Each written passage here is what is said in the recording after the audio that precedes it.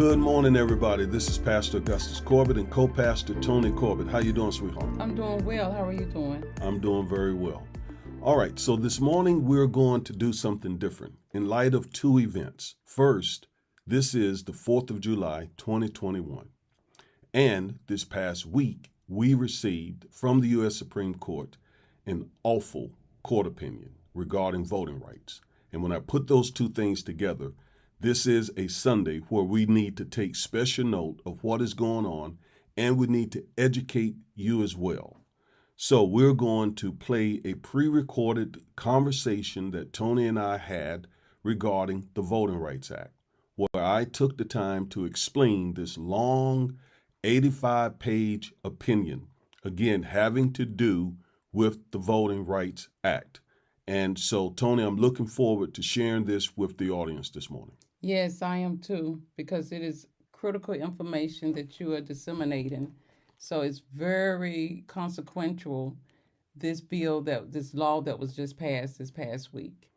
Now, to set some context, Isaiah chapter 10 says, "Woe to those who make unjust laws, to those who issue oppressive decrees, to deprive the poor of their rights and withhold justice from the oppressed of my people, making widows their prey and robbing the fatherless. What will you do?"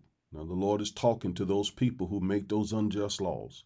He says, "What will you do on the day of reckoning when disaster comes from afar? To whom will you run for help? Where will you leave your riches? Nothing will remain but to cringe among the captives or fall among the slain. Yet for all this, his anger is not turned away. His hand is still upraised." I just wonder if many of the things that America experiences, like $26 trillion in debt, a deadly pandemic, this or that always happening that causes some sort of human misery in this country. So while we appear to be, the wealthiest and most powerful country in the world, we have some serious problems here. And I just wonder if those problems are connected to the way this country treats minority people. Yes, that's a very good question. So we're going to, as African Americans, we're going to have to really fight back with what we see happening right now. You got the 4th of July, the day that our country celebrates its independence from Britain. But we got this awful court opinion the week before the 4th that affects our rights to vote as African Americans. And so when I juxtapose those two things, I don't have a celebratory spirit this morning. I think about the words of Frederick Douglass, who says, "What is the 4th of July to the Negro?" And the word Negro, that term was the vernacular of that day. Obviously, today it's more, it's acceptable to call us African Americans or Black Americans, not Negro. But the question that Frederick Douglass asked is still pertinent today. What is the 4th of July to the Negro? And he was asking that question during slavery. So he was asking, why should the African American celebrate the 4th of July, the day that the country gained its independence from Britain? Why should Negroes celebrate that day when they were still enslaved? And so, while we're not enslaved today, we still deal with a lot of oppressive laws, a lot of oppression, a lot of systemic racism, structural racism, institutionalized racism. And so until all badges and incidents, until the root and branch of racism is done away in this country, why should we celebrate the 4th of July? Why, a few days after the U.S. Supreme Court essentially disenfranchises us in many ways, why then should we be all happy and giddy about the 4th of July? As Frederick Douglass said, that is basically cruelty. Yes, I think you said that very well. Now we know since Frederick Douglass, we have made progress. Yes, We've made some sweet progress. absolutely. We have really come a long way, but we still have a long way to go Yes, because we're always striving to make this union a more perfect union. yes, It has not reached perfection yet. And God, throughout the Bible, He demands justice. He said, demand justice, seek justice. He said in Amos, I want justice and I want oceans of justice. amen. That's one translation. Yes, So this is not a political concept. mm-mm. Justice is from the heart of God. In fact, He said His throne consists of righteousness and justice. Yes, So we are in the book. amen. We're in the Bible when we demand justice. And so, again, we're going to play a special pre recorded conversation that Tony and I had where I explained what this court opinion means for the African American community and for this country.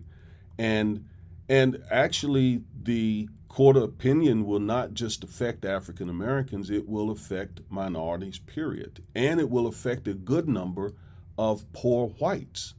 But no question, the biggest impact will be on the African American community, no question. And the folks who wrote the laws across the state, across this country, to disenfranchise folks were hoping to get this type of an opinion. And so they got the opinion that they wanted. So we're going to get into that conversation. Now, before we play that message, I want to remind you that there's another area, another system in this country that is also replete with systemic racism, and that is the education system. I used to be a high school chemistry teacher, and it was just an eye-opening experience for me. And then as I was becoming a lawyer while in law school, I researched and wrote this book. And it is filled with lots of studies and research. It's not just my opinions, but it is a researched book full of data that will show you that the school system, the public school system, is extremely unfair to African American children, especially African American males. So get a copy of the book. You can get it at Amazon.com, or you can get it from our website at educationinjustice.com. Both places you can get a copy of the book. It is $14.99, I believe. If you buy more than one, we're happy to give you a discount depending on how many you get. And I bring it up because it's all connected. Voting rights connected with education rights, connected with healthcare rights, connected with corporate rights. It's all connected, and dare I say, it kind of all flows from our ability to vote. Yes, right? Representation matters. Representation. Yes. What's the old saying? Elections have consequences. Right. That is the reason why we got this off opinion, because there was an election in 2016. And who was elected? Donald Trump. What did he do? He put a bunch of conservative, deeply right-wing conservative judges on the court. And it was those 6 Supreme Court justices that gave us this awful voting rights case. And so that is just one example of how much elections have consequences. And so we got to respond. But before we respond, we got to be educated. Right. And that's what this pre-recorded message should do. All right? So if there's nothing else to say, we're going to get into that message.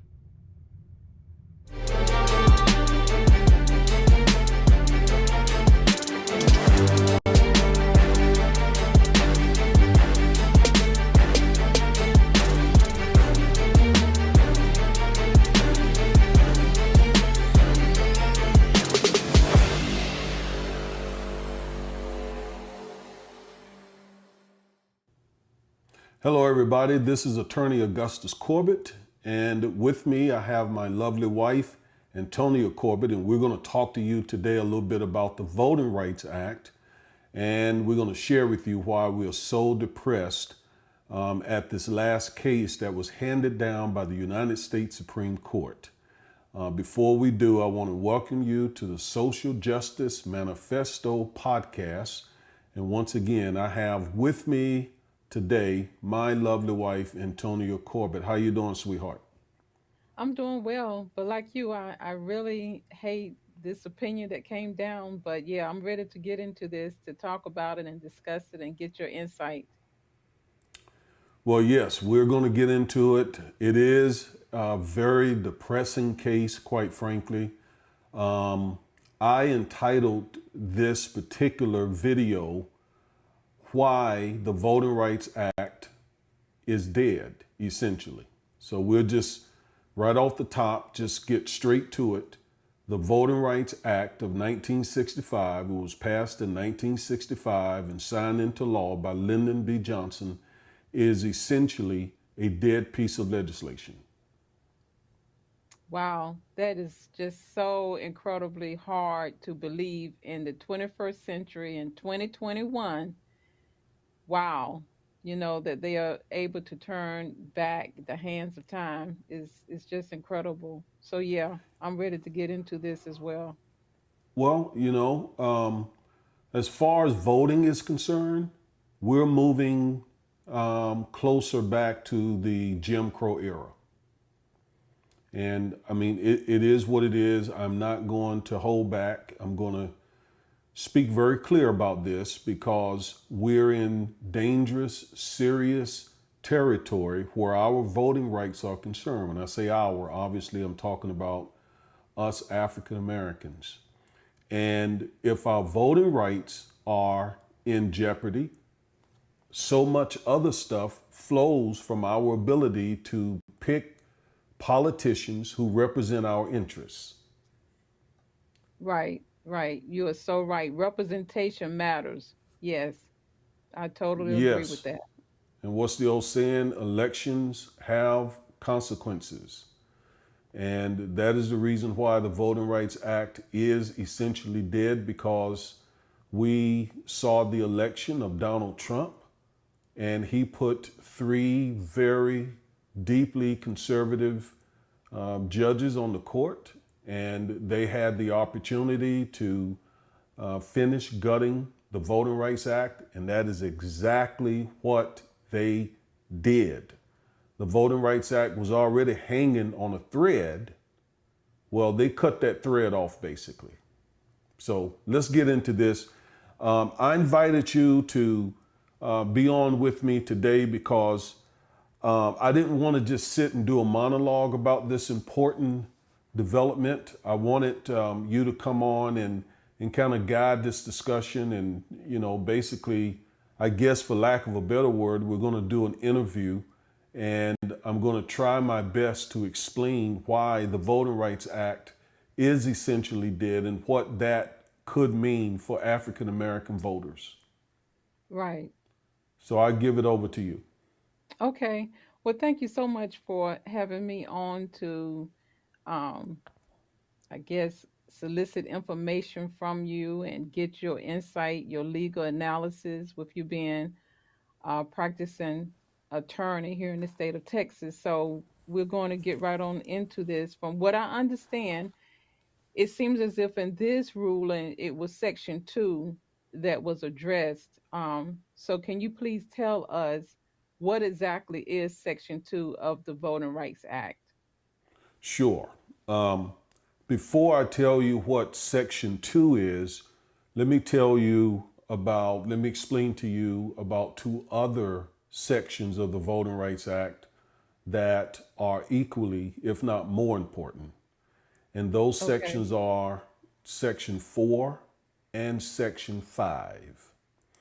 Now, Section 5 essentially outline all of the bad things that racists had been doing to keep African Americans from voting.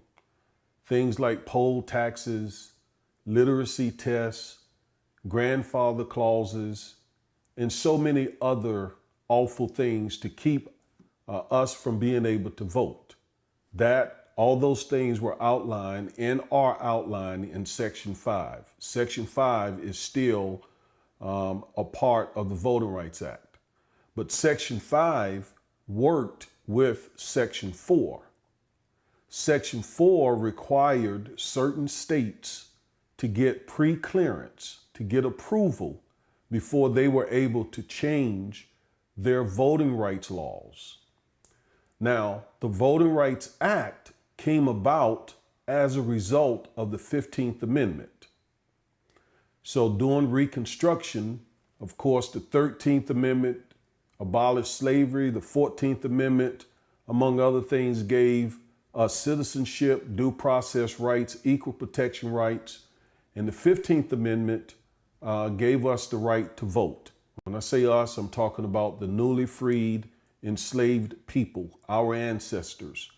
So the 13th Amendment abolished slavery. In fact, we just finished celebrating June 19th, the day that commemorates when Texans here found out that slavery had been abolished, and that has kind of now become an important day in African American and, dare I say, American history.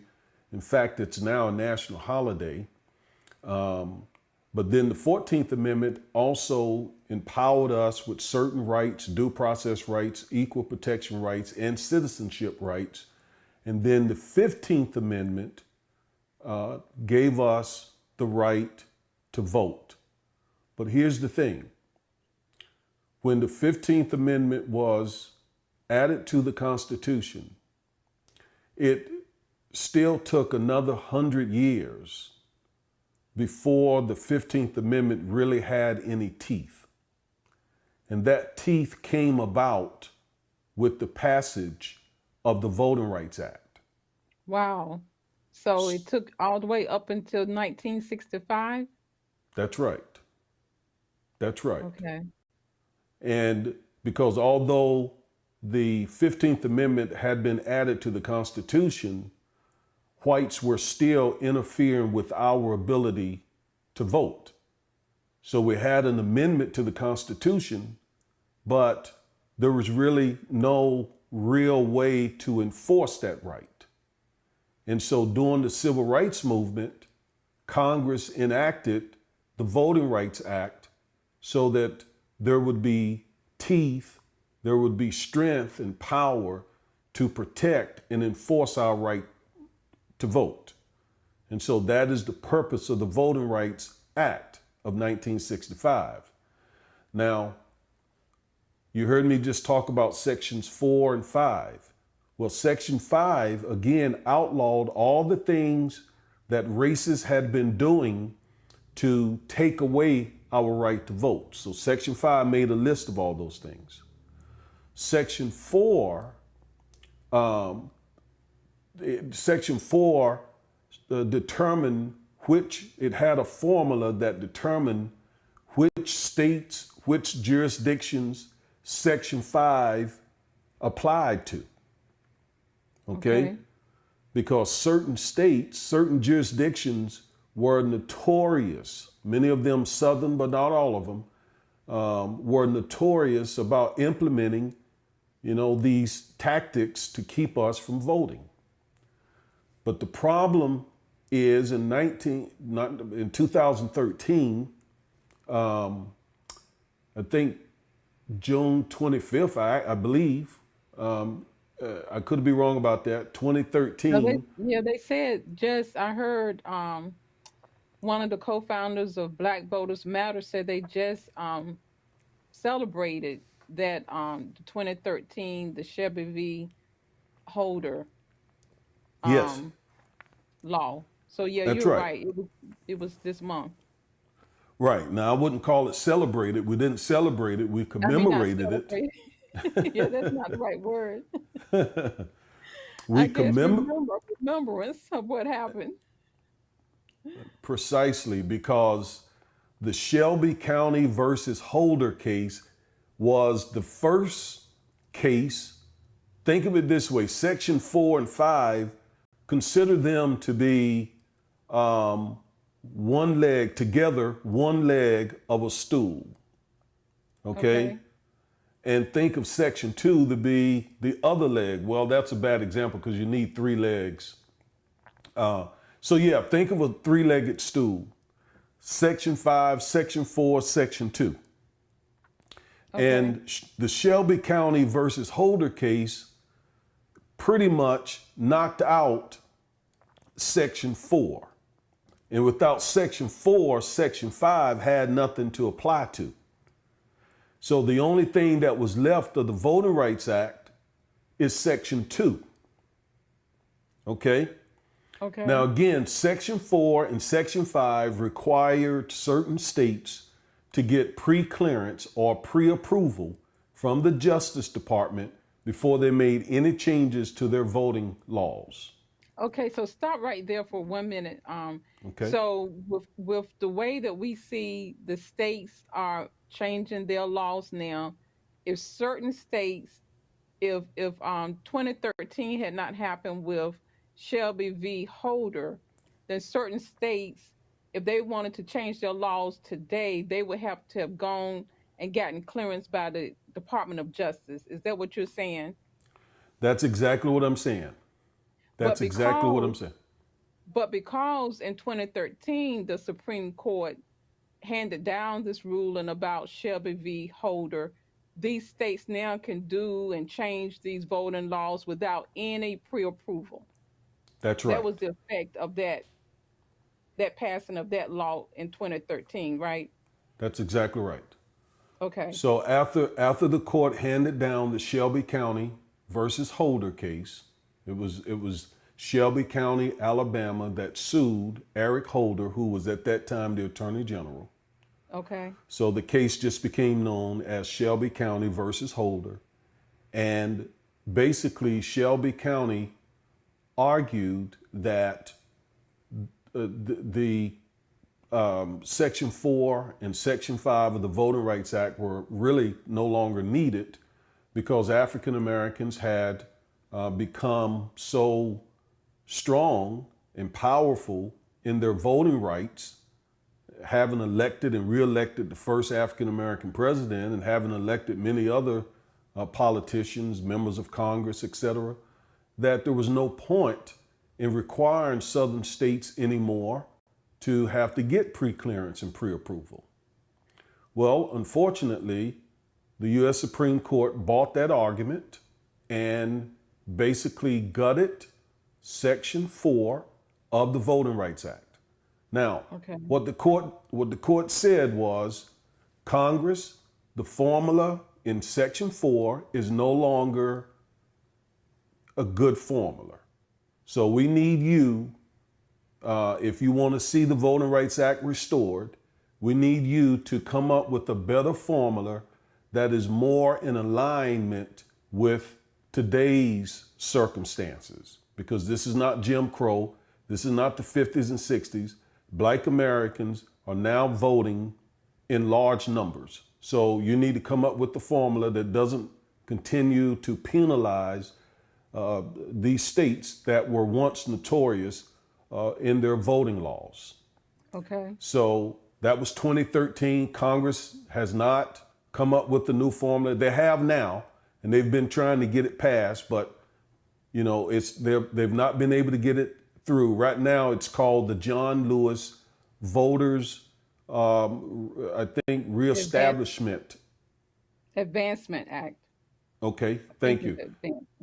All right, the John Lewis Voters Advancement Act, which is designed to restore Section 4 of the Voting Rights Act, okay, with a new formula Okay. that would satisfy the U.S. Supreme Court. But we know they've not been able to get that through Congress. They've been able to get it approved in the House, but they've not been able to get it through a conservative Republican 50 members of the U.S. Senate, okay, because of the filibuster rule. We'll come back to that later.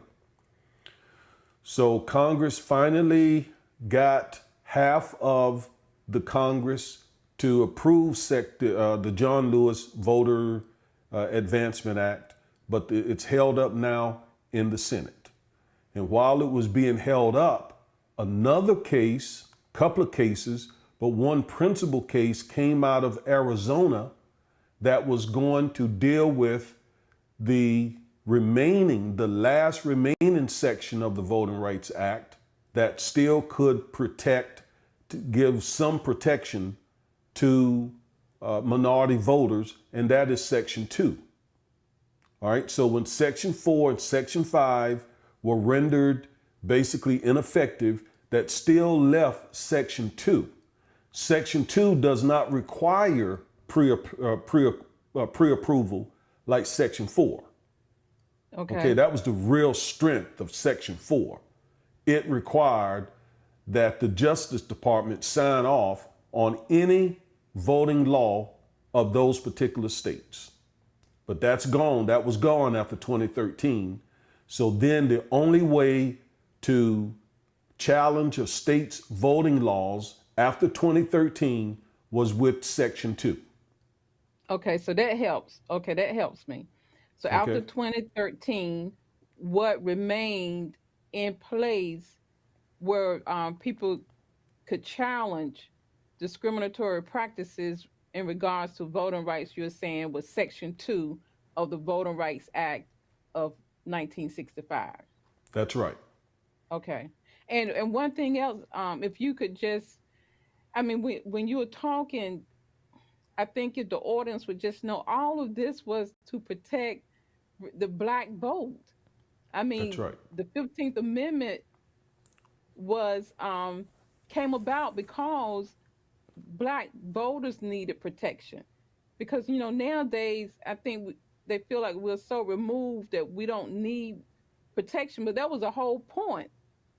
We needed the protection, and still, in my opinion, can we still need some protection Well, because that's it's obvious that we still need protection because once Section 4 from the Voting Rights Act was basically gutted, immediately Texas, North Carolina, and other states immediately started implementing restrictive voting rights laws right, right, because Section 4 no longer required them to get pre approval.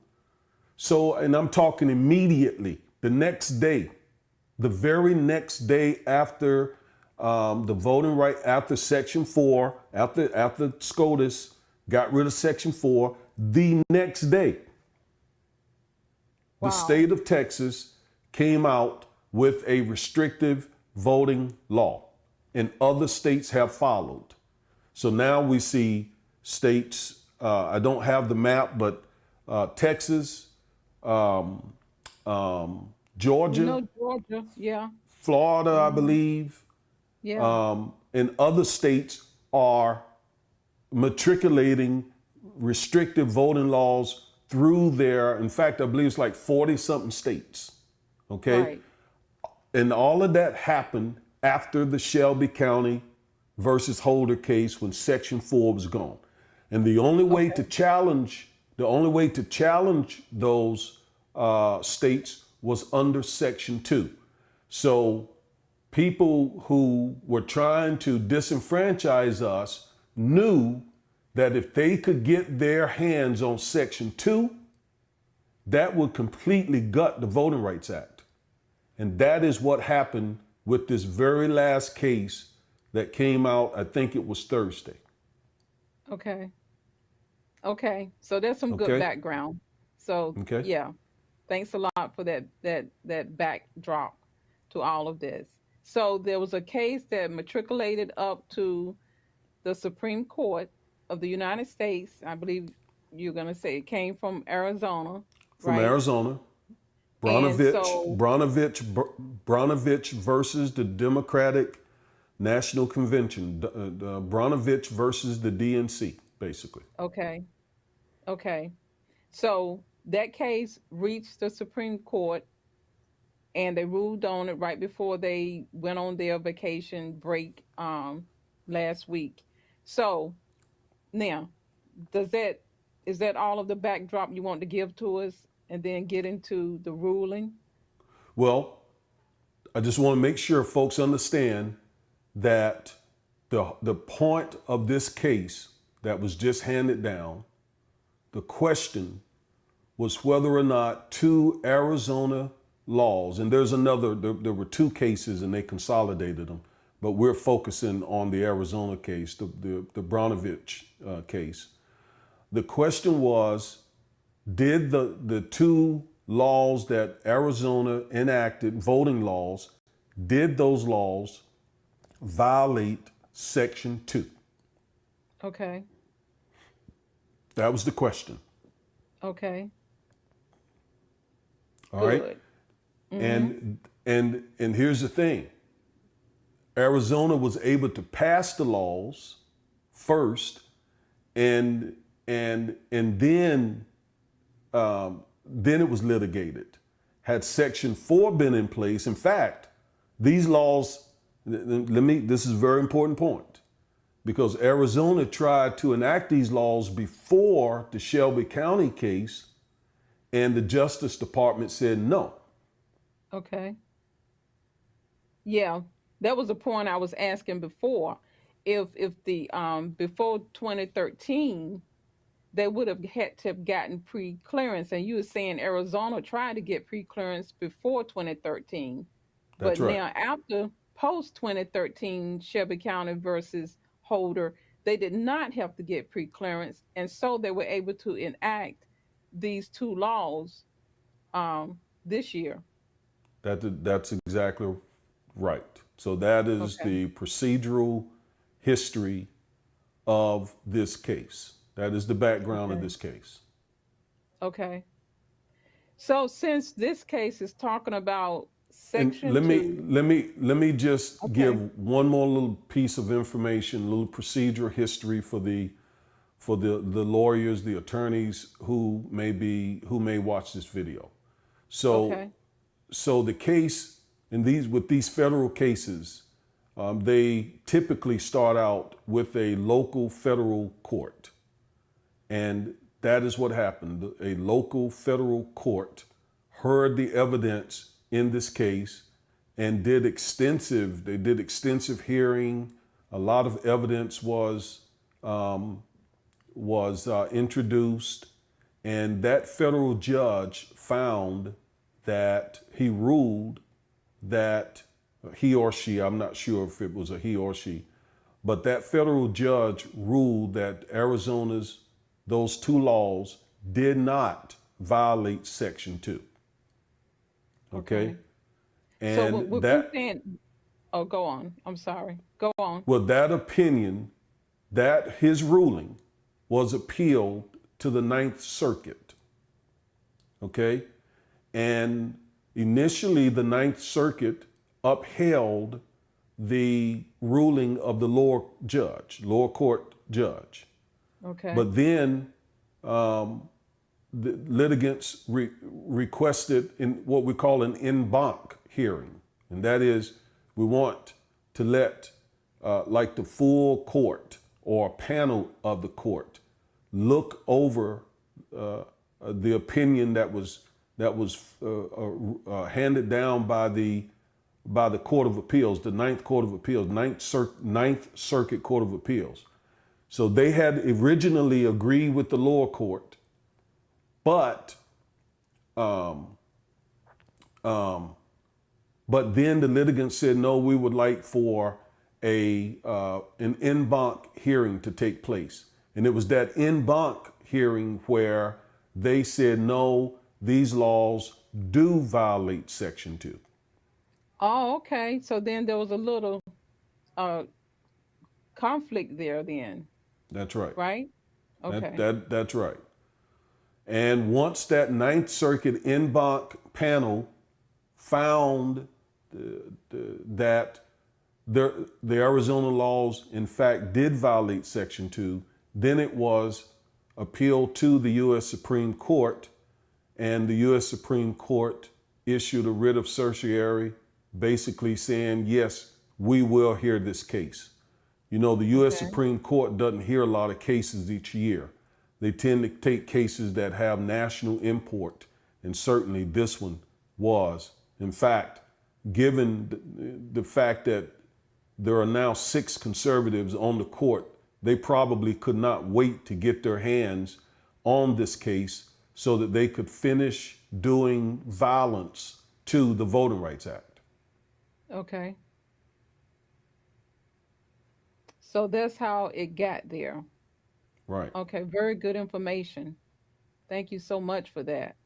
Mm-hmm. So it reached the Supreme Court after the lower court and the appellate court Mm-hmm. said that the Arizona law did not violate Section 2 of the Voting Rights Act of 1965.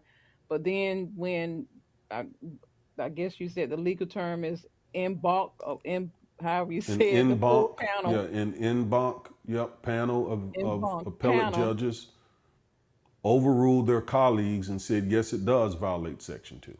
So then there was a contradiction in the opinions. So then it went all the way up to the Supreme Court. That was the next level, I guess it could go.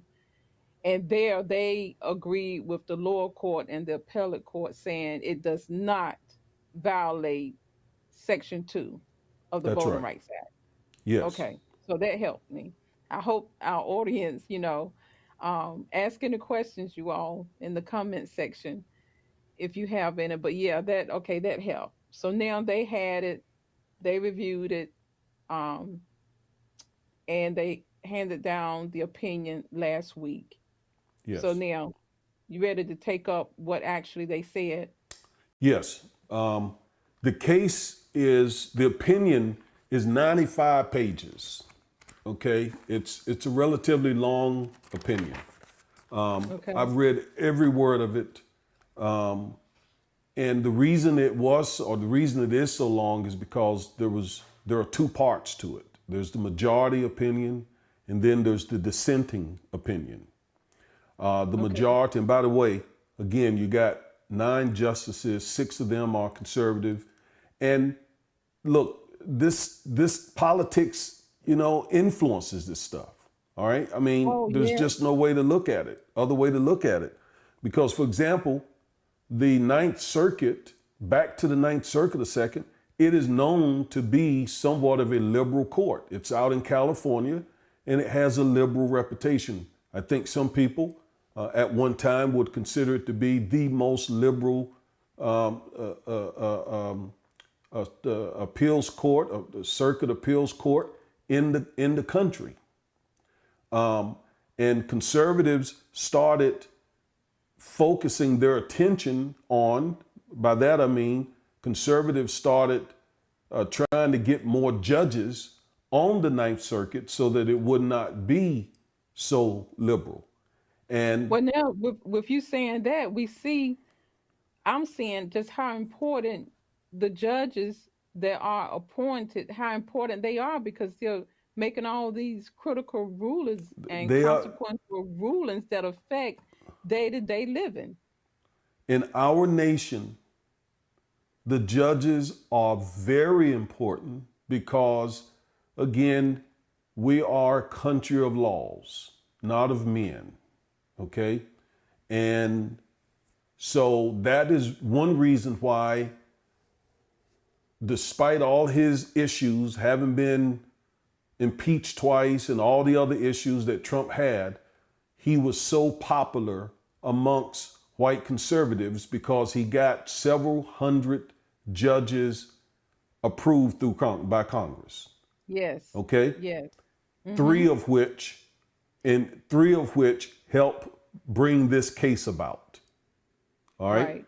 And let me just briefly mention the 9 justices on the court. I don't have a picture of them. I got a picture of the 6 conservatives. But there's Chief Justice John Roberts. There was Justice Clarence Thomas. There is Justice Neil Gorsuch, Brett Kavanaugh, and Amy Coney Barrett. Those are the conservatives, and Samuel Alito. And the liberals are Stephen Breyer, um, Alina Kagan, who wrote the dissenting opinion, and Justice Sotomayor. So those are the 9 justices, 6 conservative, 3 liberal. Now let me see if I can bring up a picture of these 6 conservative judges. There they are. Okay, Justice Sam Alito, Justice Clarence Thomas, Justice Brett Kavanaugh, Justice Coney Barrett, Amy Coney Barrett, Justice Gorsuch, and Chief Justice Roberts. All 6 of them um, made up the majority of this case. Okay, let me ask you one question. I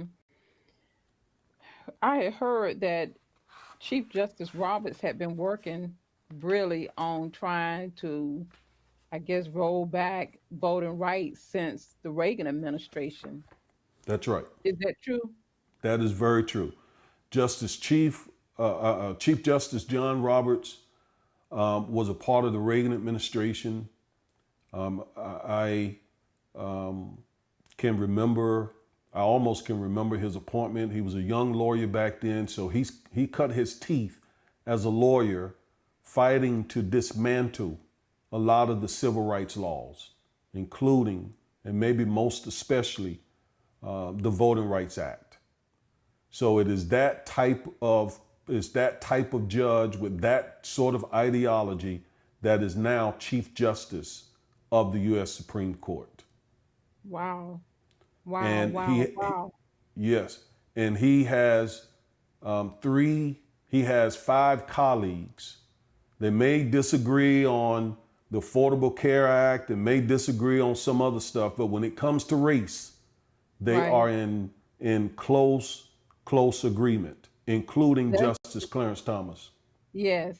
That's the tie that binds them. Race. I've noticed that just being married to you, with you being a lawyer and you keeping up with this and abreast, you have the television on, you read books, and I see all of these books around here. That yeah, I now know how it seems as if that is the one thing they do agree upon, and that's when it comes to civil rights, wanting to dismantle the progress and the gains that we have made as a community of people. So yeah. Yeah, I mean, when you think about the ruling in a recent transvestite case, it was one of those conservatives who sided with the LGBTQ community, Judge Neil Gorsuch. He basically wrote the opinion that said that you couldn't discriminate against transsexual people. And some of his conservative colleagues strongly disagree with him. But when it comes to race, the issue of race, they strongly agree with one another on that issue. All right? Yes. Okay. Okay. Now, so back to section 2. I think you had initially asked me 15 Yes. minutes ago Going about back to my section 2. question. Yes. Exactly. So so I think a good thing to do is to read section 2. All right? Okay. I'm gonna try and keep this simple, Tony, because this is complicated stuff. Okay, this Right. is really complicated. I'm gonna try and keep it simple. Get into as much details as possible without it becoming too dense, and without losing people. Right.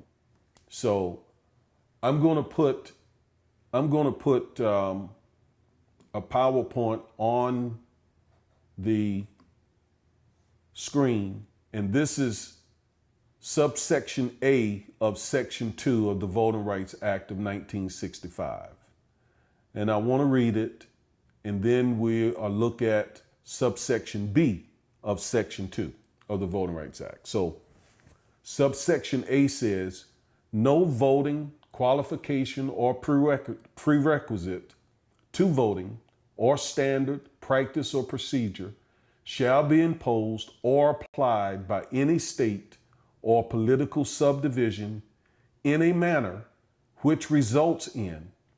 Now, I want you to pay close attention to the words which results in, which results in a denial or an abridgment of the right of any citizen of the United States to vote on account of race or color or in contravention of the guarantees set forth in section 10303F2 of this title as provided in subsection B.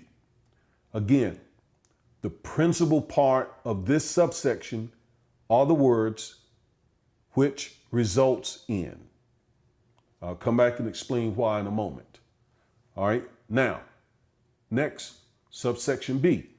It says a violation of subsection A is established if, based on the totality of circumstances, it is shown that the political processes leading to nomination or election in the state or political subdivision are not, quote, equally open to participation by members of a class of citizens protected by subsection A, which we just read, in that its members have less opportunity than other members of the electorate to participate in the political process and to elect representatives of their choice.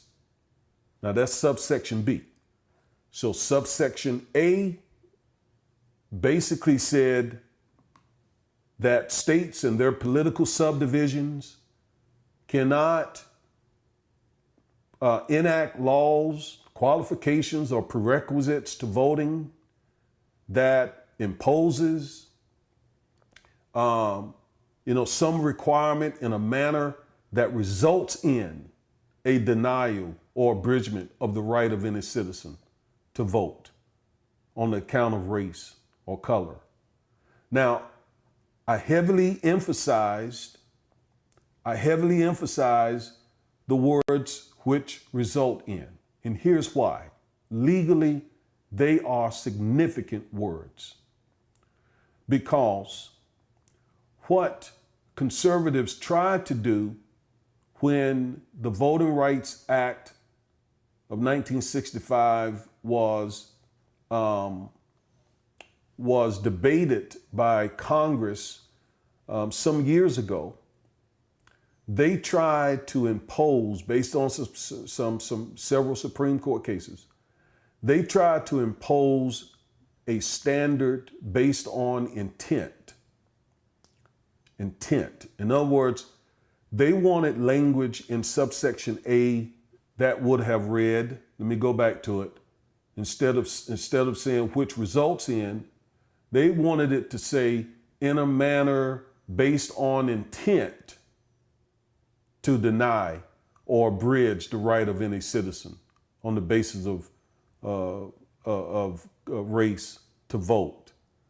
So they wanted section 2 to be based on a litigant having to prove that the state intended for their new voting law, whatever it is, interfere with a black person's right to vote, or a Hispanic person, or a Native American, or an Asian, okay? That was what they wanted. They wanted this to be based on intent. Why? Because it's hard to prove a person's intent. Right. It is really difficult to prove that someone intended to do something unless their actions are so very clear. Well, these folks are very good at hiding their intent. They can introduce or enact laws that are very subtle and makes it nearly impossible to prove intent. So fortunately, Congress did not fall for that trick because there were people in Congress, African Americans and others, who knew not to fall for that trick. And they debated and debated and debated until they agreed on this language, which results in a denial. So, in other words, regardless of the intent of the law, the question is, does it result in the abridgment or denial of minorities' right to vote? That's the question. Does it result in? So when you look back at an election, can you show that because of some laws, African Americans, Asian Americans, Hispanic Americans, Native Americans were kept from the polls or they couldn't vote? Are you able to just show that that was the result of the law? Not that that was the intent of the lawmakers. We don't care about that. We don't care about their intent. We care about what was the result of the law. So Okay? then, are you now talking about showing the disparate impact Yes. of the law? Because Yes, that was one that's of my enough. questions. What is disparate impact? All Is right. that So kind of what subsection A of um, section 2, is that what that was kind of referring to, that results in? that's right. Those Okay. two legal terms are very much connected and related. Okay. Disparate impact means, does the impact of the law have a disparate result or impact on a particular group of people? In other words, does it affect one group of people more than it does another group of people? Is the result or the impact disproportionately affecting one group rather than the other group? So when Right. you think of the word disparate, think of the word disproportionate. Think of the Right. word out of proportion. So if, let's say, a county has 10% African Americans, but a law was passed that kept 30% of the African Americans from being able to vote. Okay? No one Mm-hmm. else was impacted that way. It was only African Americans who were impacted to that degree. Let's say Right. the same law had impacted and kept 1% of white voters away from the polls, but 30% of black voters. That is a disparate impact. That is the kind of result that Section 2 was intended to stop, to prohibit. Okay. Okay. I'm with you. Are you with me? Mm-hmm. Okay, so the subsection B, if we go back there, and again, tell me if this is getting too dense. Subsection B, again, a violation of subsection A is established if based on the totality of the circumstances. So what has to be looked at is all the circumstances surrounding the law and the application of the law and how it affected folks. So in order for a court to be able to determine if Section 2 was violated, they got to look at a host of things, a myriad of different factors and circumstances. That's what subsection B requires. And once they look at those totality of circumstances, the question becomes, did this law, based on all the circumstances that are available, did this law result in the election process not being equally open to participation by members of a particular class, members of a protected class? You see, that was the Mm-hmm. question. Right. Based on the totality of circumstances, is voting equally open to everyone, including members of a protected class? If so, Okay. Section 2 was violated. Okay. And we don't care what the intent of the legislatures were. That's not important. What's important is what was the result. And in Right. order to determine whether those results were violative of Section 2, the judge would have to look at the totality of circumstances to determine was the voting process equally open to everyone, most especially protected members of a protected class, minorities, basically. Okay. So I think we have you have really drilled down on section 2. You showed us section 2, subsection A and subsection B. So I think in this, for the sake of time, I would want to move on now to actually the majority opinion and the minority opinion in this Voting Rights Act. Okay.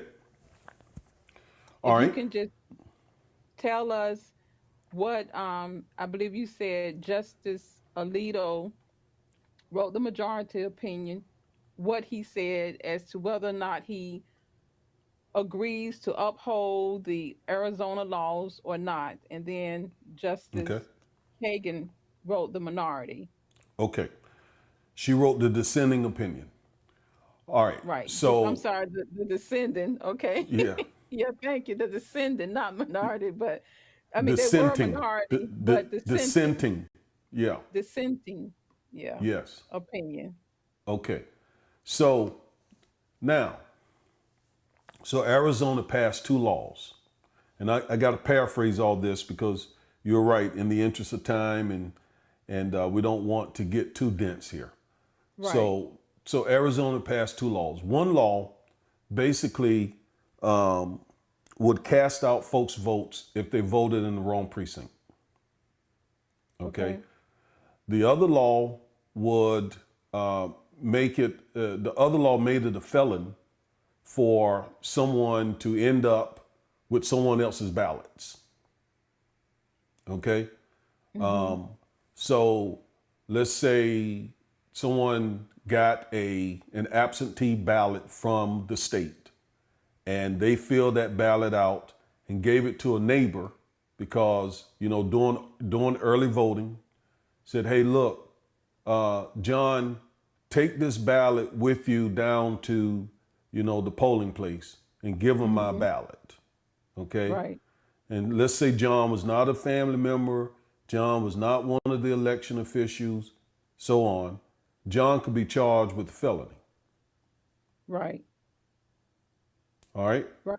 So Mm-hmm. that was one law that Arizona passed. Again, the And let other me law, and let me just say this: when I was looking at this in Arizona, the minority population that probably is going to be disproportionately impacted would be the Native American, because I read where only 26% of Native Americans live on a postal route. that's right. So that means a lot of times they would do this. Okay, well, let's go around and collect these absentee ballots and take it to wherever they need to go. Well, with this law is going to cut that out. So that's going to disproportionately affect Native American, the population of the Native Americans in Arizona. Because only, That's I mean, think about that, only 26% live where they actually get mail from the Postal Service. yes. So that is a good point. I'm gonna come back to it in just a second. Okay. That's a very good point. Um, so I want folks to understand what these two laws did because I want people to connect these kind of voting, restrictive voting laws to the laws that were passed in Georgia, to the laws Okay. that are passed in other states. Just little subtle Right. things, right? Right. What's wrong with someone being required to vote in the same in the right precinct? Well, there's a lot wrong with that because, you know, you and I have at times voted on our way home from work in a Mm-hmm. precinct that we were not registered to vote in. Right.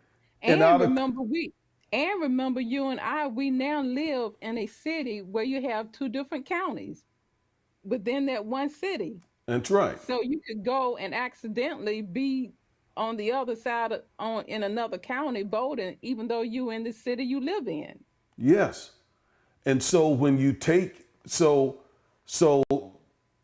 if you under Arizona law, if you're supposed to vote in precinct 3, but out of convenience you wanted to vote in precinct 5, your vote would not count. And why? Because of this fake, false notion of voter fraud. Right. Okay? That's what the GOP uses to justify all of this disenfranchisement. And we know that there is not a big voter fraud issue in this country. We have a sound election system. Donald Trump basically undermined our election system and our democratic process here by telling this big lie that the election was stolen from him. That is a huge lie. And again, it undermines the integrity of our voting system. So there is no big voter fraud issue for the GOP to justify their disenfranchisement laws, but that's what they use. And again, it really took on, real strong meaning because of Trump's lies about him having lost the election because of fraud. I mean, even Republican judges, Republican governors, Republican secretaries of state all said you're lying. That did not happen. Yet he continued to push that lie. And the politicians, the GOP and the state houses and Congress used that lie to get a lot of these laws passed. And lo and behold, guess where that lie showed up? It showed Where? up in this court opinion. Wow. And dare I not, as a licensed attorney, call a member of the highest court in the land a liar. I am not doing that.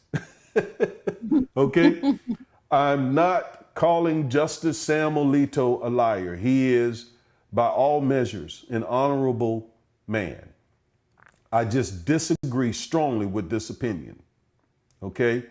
And I believe the numbers back me up when I say that there is not a huge voter fraud issue in this country. Our election system is strong. This is not a banana republic. This is not a third world nation. We have a solid voting system. And so there was no need, or it wasn't justified, to base disenfranchisement law in this opinion. And Justice Alito mentioned voter fraud several times as a state interest that could be used to overcome a Section 2 complaint. Okay? Okay.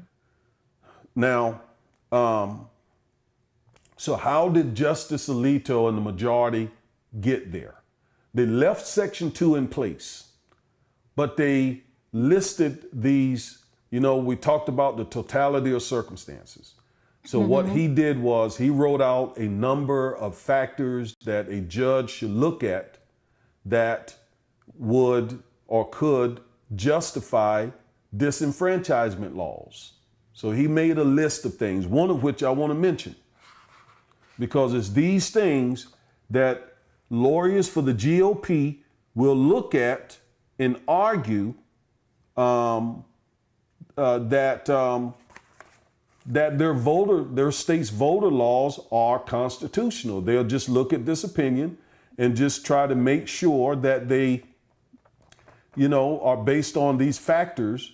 In other words, Justice Alito wrote an opinion that provides a roadmap for voter disenfranchisement. Okay? Wow. It provides a roadmap. It shows states exactly how to disenfranchise minority voters under the law, under what we call race-neutral laws. Justice Elena Kagan did a brilliant job in the dissent, showing how this opinion, even based on neutral laws, when I say neutral, race neutral laws, how this opinion still will result in massive minority voter disenfranchisement. Now, one of the things that Justice Alito said, and he said so much, again, this is a 85 page opinion. He says here just one thing.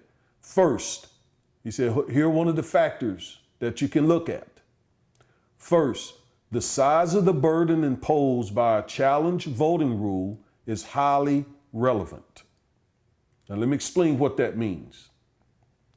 Again, the size of the burden imposed by a challenge voting rule is highly relevant. So he said there that if a voting rule, if a voting law imposes a burden, the question becomes, how big is that burden? How big is that burden?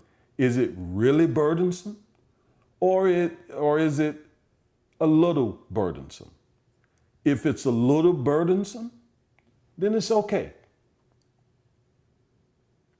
And Justice Kagan pointed out powerfully, a little burdensome for some people is really burdensome, whereas it may not be as burdensome for another group of people. And as you pointed out, let me go back to your bringing up the fact that Native Americans in the state of Arizona, for example, a lot of them do not have access to post offices, okay, or postmen, all right? Right. So their ballots, if all the polling stations are, the ballot boxes are at post offices, then you're going to eliminate a lot of Native American voters. Whereas that wouldn't have as bigger impact on white voters that have all kinds of post offices and postmen and women, coming to their houses or within sometimes walking distance or driving distance from where they live. Mm-hmm. You see? And that is the very thing that Section 2 talked about when it says, which results in. Forget this factor, how big the burden is. If there is any burden that results in one group of people not having equal openness to vote, then it is a violation of Section 2. Right. But now it's not a violation of Section 2 as long as it's a small burden. Wow. So let me ask you this. In reading that 95-page opinion, 85. 85-page opinion, are they now saying you have to prove intent if you want to challenge any, if you make any allegations of racially discriminatory practices regarding voting rights? No, they Okay. did not and cannot. The judges cannot or should not, from their bench, start replacing words in Section 2. Okay, that's for Congress. So the language of Section 2 still is the language of Section 2. So it's a results test, not an intent test. Oh, okay. Okay, good. Because I was thinking that they had shifted and had actually, said that now you have to show intent. Well, then how is this going to make it harder? Is this going to make it harder to file lawsuits? Would be one question I have. Well, Section 2 is still in place. But by the time Justice Alito listed all of these factors, the results test almost kind of becomes an intent test. Okay. To That's go back to, yeah. I mean, it just makes it undermines the result test. Okay. Because again, think about it. Think about how onerous it is to say that a little burden is okay. Right. A little burden for someone who's healthy, Let's say you require, you got two people. One is a healthy, strong, strapping young man, and the other one is a little old lady. Right. And you say to both of them, in order for you to get this water, you got to um, uh, travel a mile to get it. Well, for the young, strapping, healthy young man, that ain't no problem. He could walk that in 5 minutes. But this old woman, she may not be able to get there. Right. But the court Right. says, well, if that's deemed a little burden, it's okay. So just because they are not taking into account all the different ways this can impact really a group of people who tend to be poor or living in rural areas or don't have access to some of the resources that people who live in the city perhaps have, or people who live in the suburbs, they're not taking into consideration that. That's right. Justice Kagan points that out. She says the majority does not take in account the facts on the ground. Okay. Okay? They don't consider what real Arizonians are facing. And back to the point that you mentioned about Native Americans not having access to post offices. She wrote in her dissent, only 18% of Native voters in rural counties receive home mail delivery, compared to 86% of white voters living in those counties. Mm-hmm. You follow me? Yes. Mm-hmm. For that reason, an unusually high rate of Native Americans used to return their early ballots with the assistance of third parties. Right. So And didn't you now, say so, and didn't you say that law now would make third parties collecting those ballots for those people, they would be charged with a crime, a felony? a felony offense. There are exceptions. If it's a family member, that's okay. If it's like a voting official, that's okay.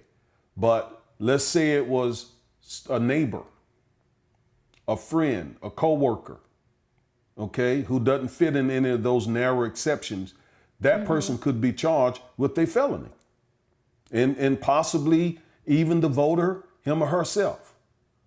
I mean, that is for people who must rely on others to get their ballots to the box because they don't have access to post offices.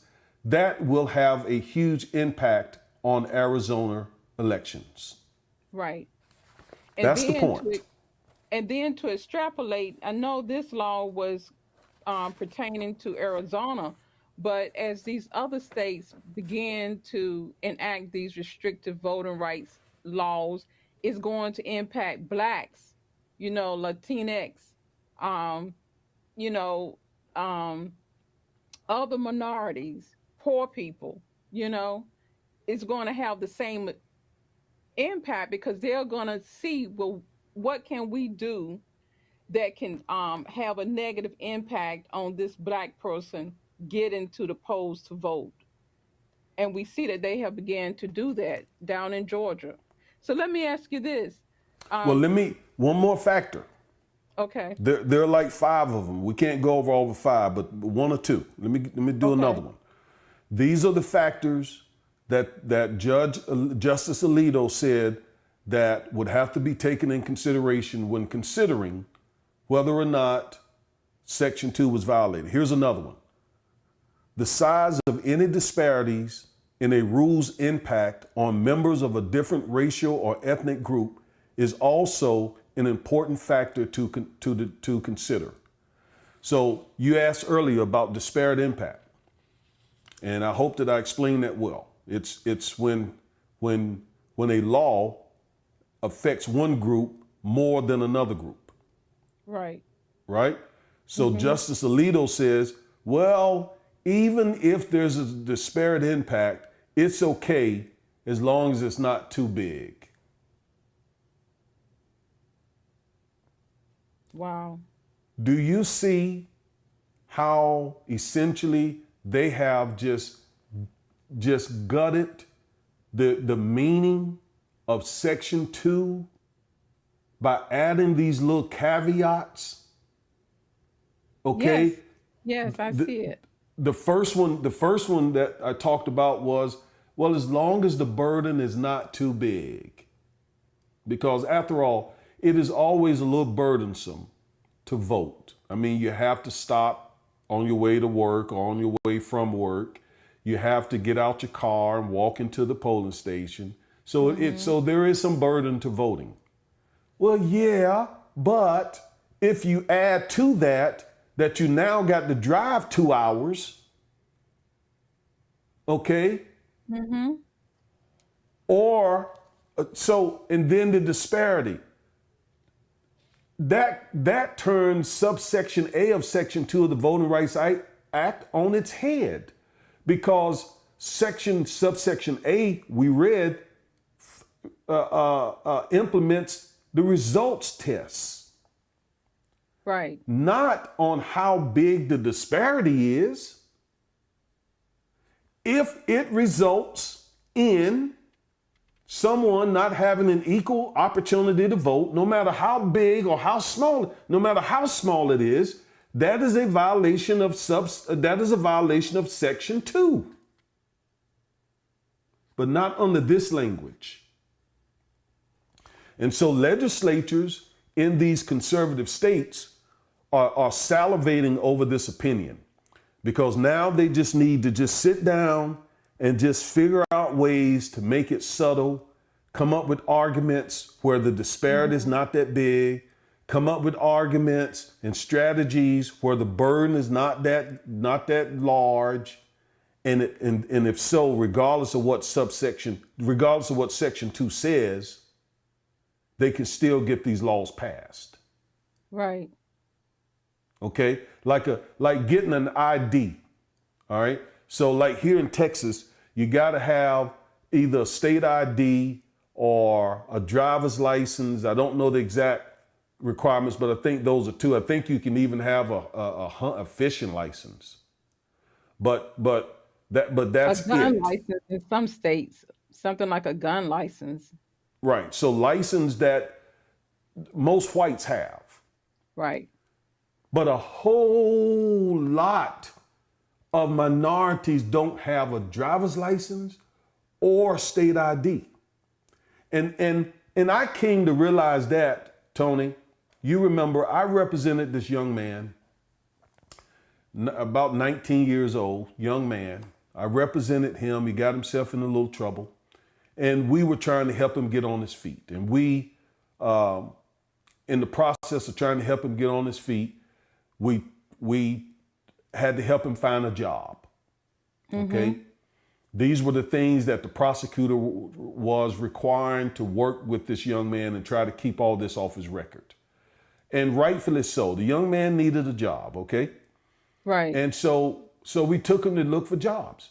Well, he told us, I can't really look for a job because I don't have any ID, and they all asked me for my ID.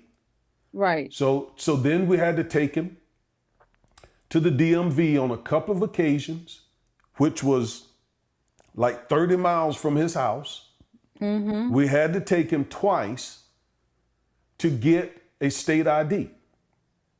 And that was difficult because just given his circumstances at home, he couldn't, it was initially, he didn't have like a birth certificate. He had to get his hands Right. on his birth certificate and all of that so that he could go back to the DMV 30 miles away from home so that he could try again to get his state ID.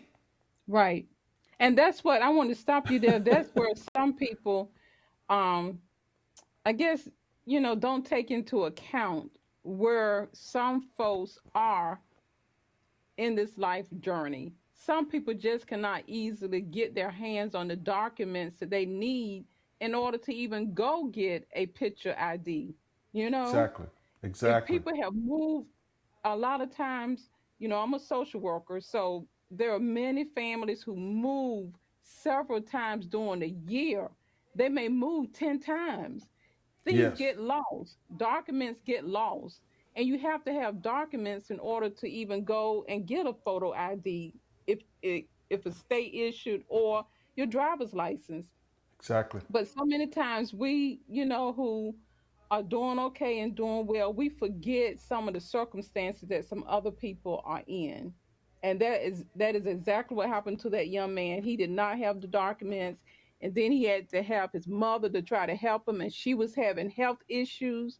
We tend to just forget everybody is not as blessed as maybe you are, you know. And I think we just don't show the compassion and the empathy in those cases. I very much agree with that. And, some people, would say, well, look, if they can't do that, then they ought not vote.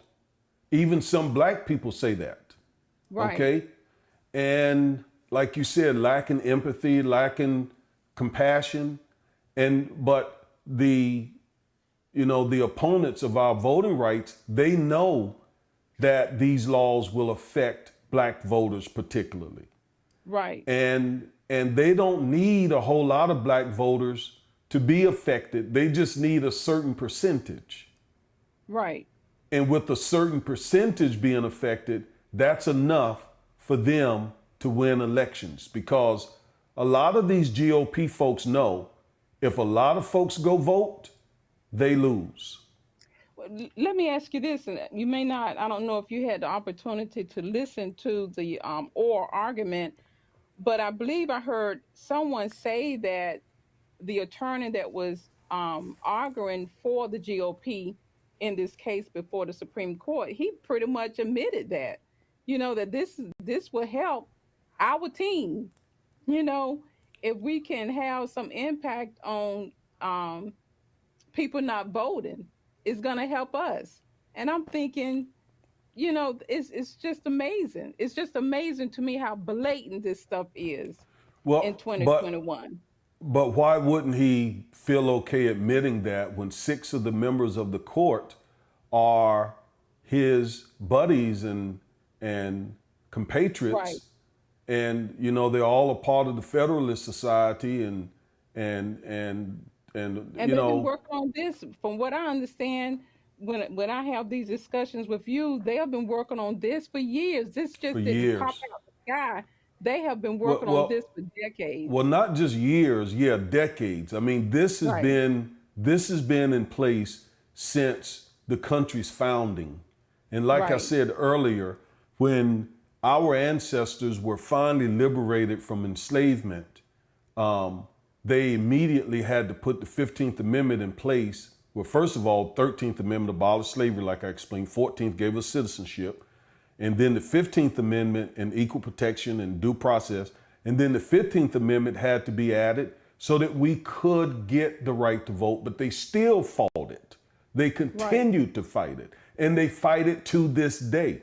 So Right. why wouldn't the lawyer feel very comfortable, the GOP lawyer feel very comfortable standing there and saying, yes, yeah, we don't want a lot of people voting because y'all know we're all a part of the Right. same clubs. Y'all know it's our strategy to keep people Right. from voting. So give us a case. Now that we got six of you all on this court, give us a case that will help us keep folks from voting. Right. So now, in the interest of time, because Yes. I think It's been a have you. minute. It's been an hour and 14 minutes. So we do need to bring this to a close. Yes. I know you could go on and on and on. You Yes, I could. people, audience, he loves this. Yes. He loves studying the law. So we could go on and on, but we know we don't want to overload you with too much information. So you said some of what Justice Alito said. Anything else you want to add real quickly, or did you want to add some more of what Justice Kagan said in her dissenting opinion? Well, she just said so much. Um, she said so much. Her dissent is should be required reading for anyone interested in this topic, and every black person should be interested in this topic. Now, it's legal writing, so it's not easy to understand. You can read it and think you know what you're reading, but this is hard stuff, and you need the tools and skills and so forth to understand what it's saying. But she said a lot of good stuff. For example, um, she said, start with the majority's first ideal. A mere inconvenience, she quotes him, exception to Section 2. Voting, the majority says, imposes a set of usual burdens. Some time, some travel, some rule compliance, and all of that is beneath the notice of Section 2, even if those burdens fall highly unequal on members of different races. But that categorical exclusion for seemingly small or unusual or unserious burdens is nowhere in the provision's text. To the contrary, and as this court has recognized before, Section 2 allows no safe harbors for election rules resulting in disparate voting opportunities. This is what she wrote. Point blank. Okay.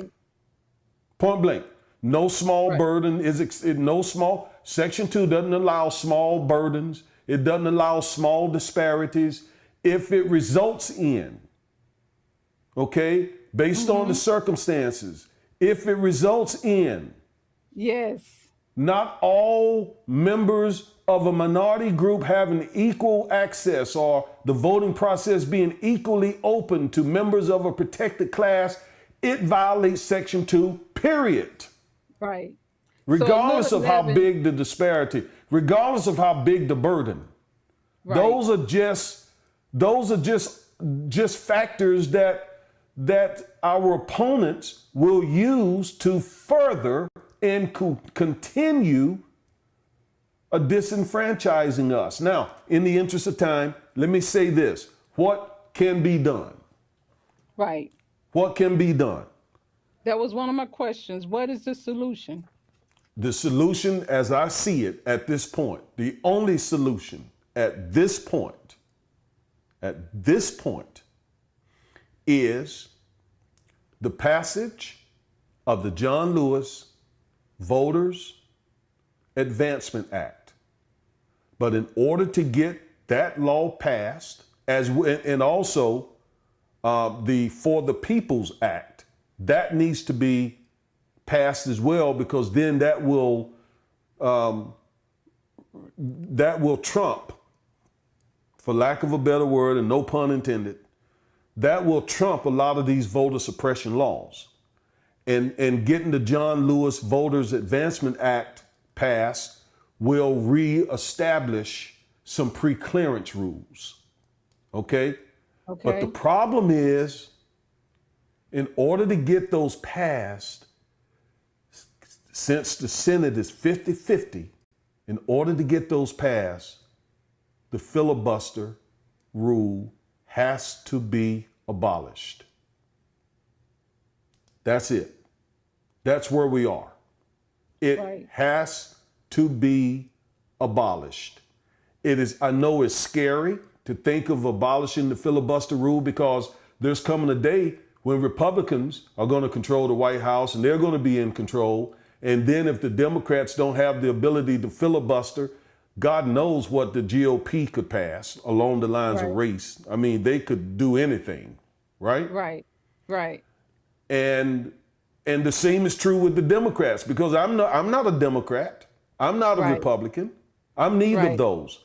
So you do need some breaks, some way to stop some sort of runaway Congress from doing crazy stuff. Right.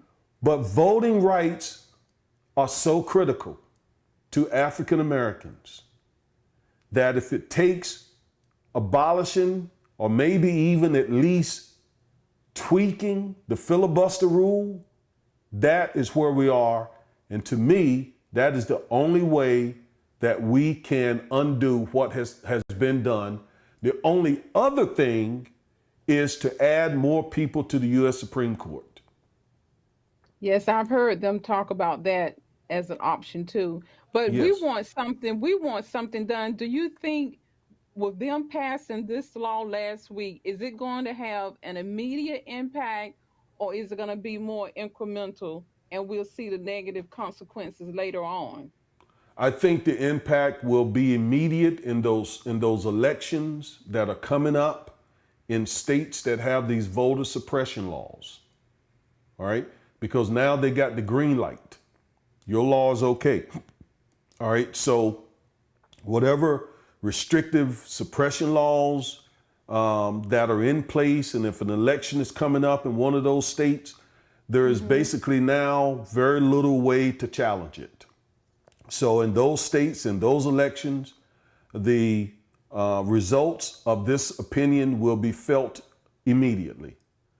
But there will certainly be big time consequences coming down the road. For example, we got 2022 coming up, right? Right, We got 2024 not far from now, where we'll be back into another presidential election.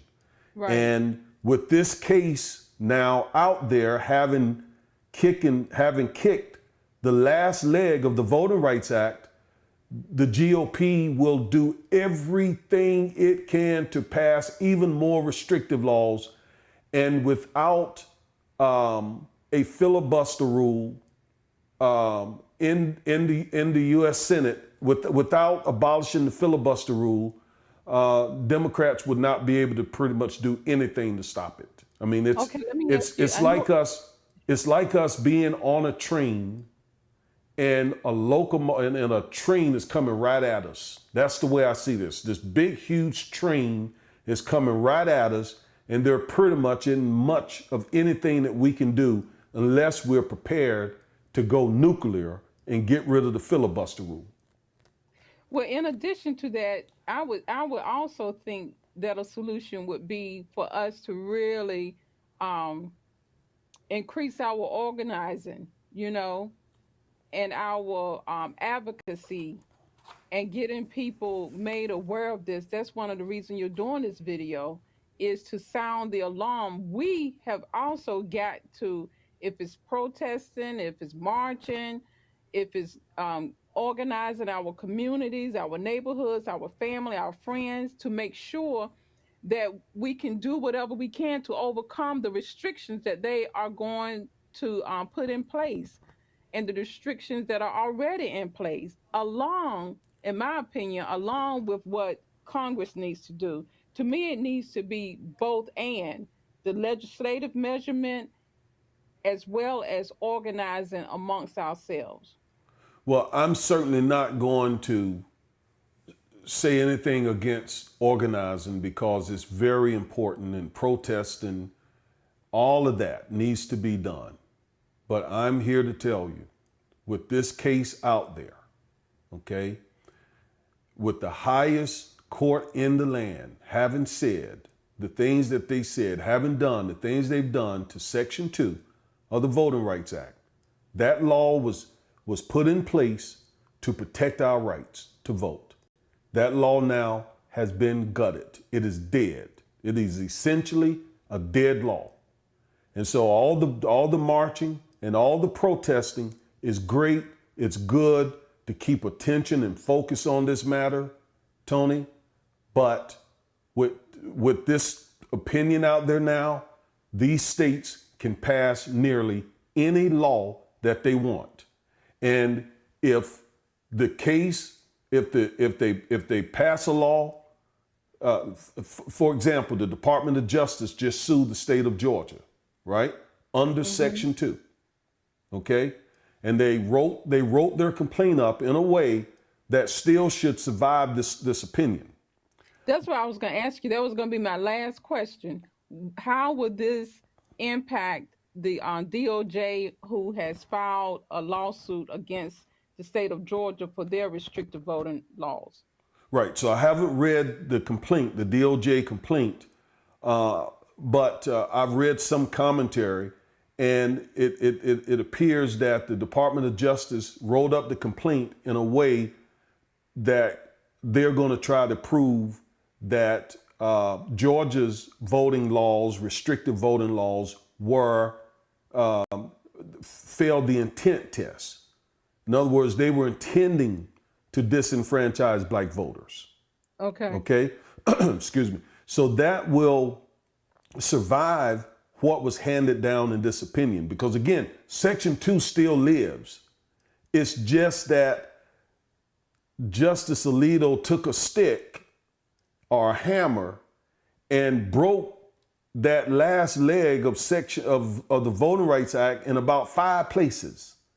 And so the whole thing now is basically wobbling.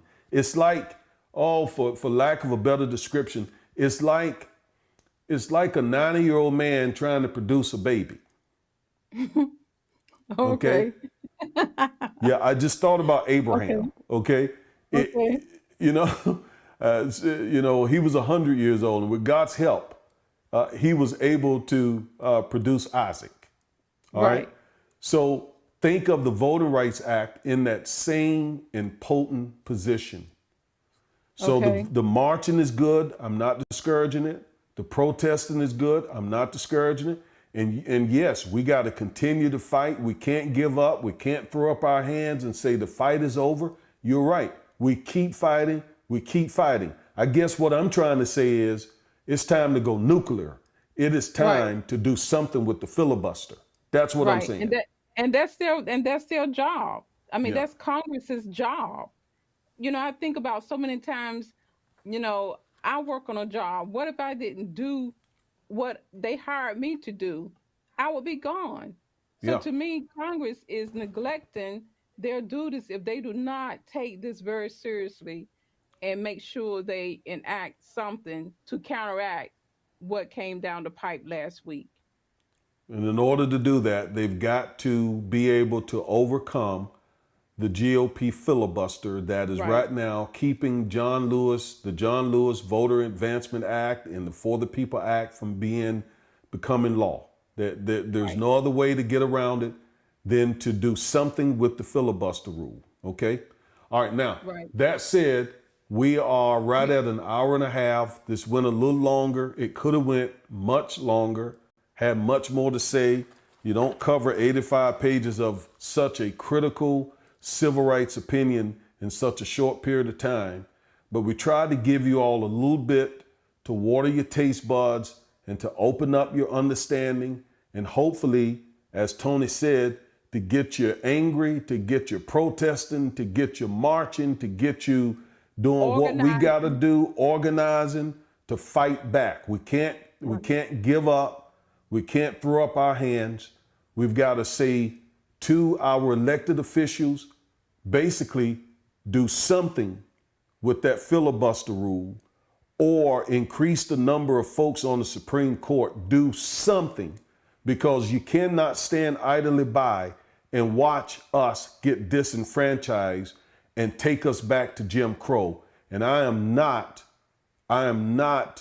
over speaking when I say that is what is at risk here.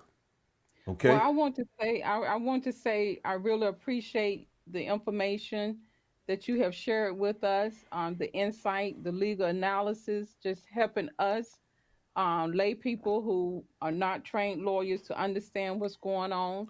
I hope our audience can appreciate it, and I know you will continue to educate us and help us know what we need to do in order to keep our voting rights intact. So thank you so much.